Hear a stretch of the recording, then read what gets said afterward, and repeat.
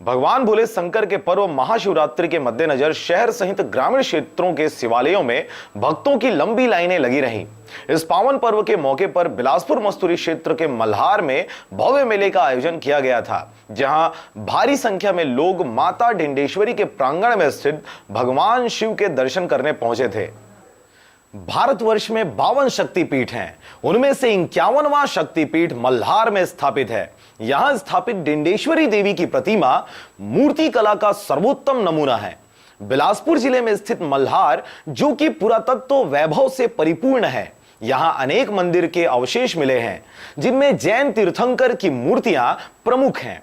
इसी के साथ ही मल्हार में लंबे समय से महाशिवरात्रि के मौके पर मेले का आयोजन किया जाता है, जहां दूर दूर से पहुंचे भक्त भगवान शिव की पूजा अर्चना करते अपनी मनोकामना पूरी करते हैं।